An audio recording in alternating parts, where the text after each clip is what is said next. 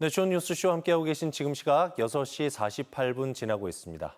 이번에는 궁금한 정치권 소식 알아보는 국회 나우 시간인데요. 국회 연결해서 자세히 소식 들어보죠. 김도환 기자. 네, 국회입니다. 이번 주 역시 국정감사 소식부터 얘기를 좀 들어야 될 것 같은데요. 계엄과 탄핵, 정권 교체 후에 첫 국정감사여서 그런지 여야가 상당히 강하게 맞붙고 있군요. 네, 이번 국정감사는 조희대에서 시작해서 김현지로 끝난다 이렇게들 말들을 많이 하고 있습니다. 국정감사에서 어떤 특정 현안이나 사안 또는 국정의 난맥상 이런 것들이 짚어져야 할 텐데 특정 인물을 증언대에 세우냐 마느냐만 쟁점이 되는 상황이어서 썩 바람직해 보이지는 않습니다. 첫날부터 조희대 대법원장 증인 채택이 쟁점이 됐습니다. 이재명 대통령의 공직선거법 위반 사건에 대한 대법원 파기환송심을 두고 여권에서 대선 개입 의혹 등을 제기하고 있기 때문에 예민한 사안입니다. 일단 조희대 대법원장은 국감장에는 나왔습니다. 인사말을 통해서 정의와 양심에서 벗어난 적이 없다면서 법관을 증언대에 세우는 상황이 생긴다면 재판이 위축된다고 밝혔습니다.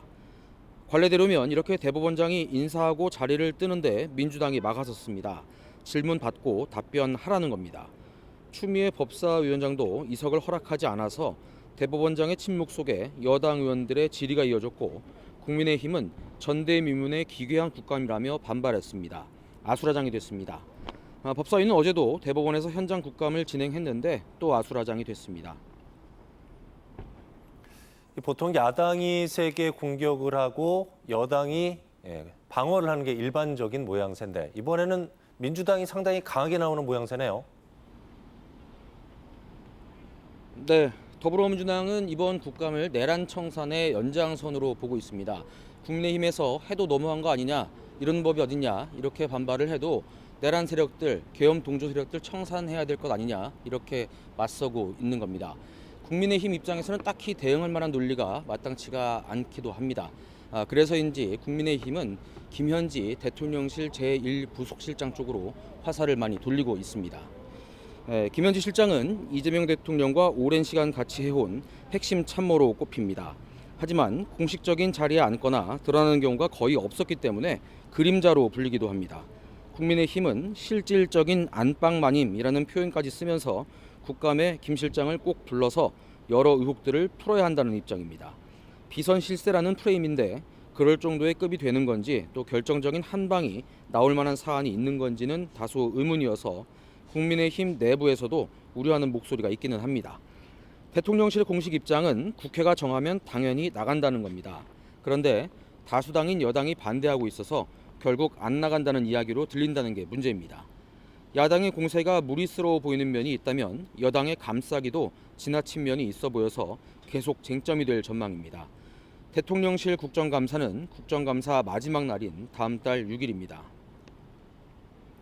네, 우리 의원들 얘기도 좀 들어봐야 될 것 같은데 아무래도 정치적으로 강하게 맞닥뜨리고 있다 보니까 이게 지역 현안 다루기는 조금 힘들어 보이는데요. 네, 지역구 의원이긴 합니다만 상임위에서 또 각 정당에서 맡은 역할이 있기 때문에 때로는 창의되기도 하고 방패가 되기도 합니다. 다만 우리 의원들은 강원도 현안에 대해서만큼은 한 목소리를 내면서 꼼꼼하게 챙기고 있습니다. 지난 월요일 정무위 국정감사가 그랬습니다. 정무위에서는 민주당 허영 의원과 국민의힘 이양수 의원이 있습니다. 먼저 허영 의원이 지방소멸 대응기금 문제를 지적했습니다. 인구수만 따져서 형식적으로 나눠주는 건 아니라는 건데 인제군 사례를 들었습니다. 군부대 통폐합 때문에 반짝 인구가 늘어서 지원금은 다른 곳에 3분의 1도 안 되고 각종 특례에도 배제됐다면서 개선을 요구했습니다. 사실 인제가 이양수 의원 지역구라서 이 의원도 이 문제 지적하려고 준비를 많이 했었는데 허영 의원이 먼저 질의를 한 겁니다. 김이 살만도 한데 이양수 의원이 허영 의원 말이 맞다면서 거들었습니다. 국방 기여도나 환경, 개발 규제 같은 지역 특수성을 고려해서 새 지표를 만들고 국무조정실 산하에 컨트롤 타워를 두고 정책을 추진하자고 제안했습니다. 마침 윤창열 국무조정실장도 원주 출신인데 두 의원의 지적을 인정하면서 행안부와 협의해 제도 개선하겠다고 약속했습니다. 여야가 합심해서 이렇게 제대로 문제를 지적하면 일이 잘 풀립니다.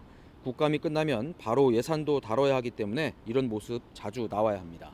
지금까지 국회에서 전해드렸습니다. 당을 떠나서 지역 현안 해결에 합심하는 우리 의원들의 활약 계속해서 기대를 해보죠. 김도환 기자 잘 들었습니다.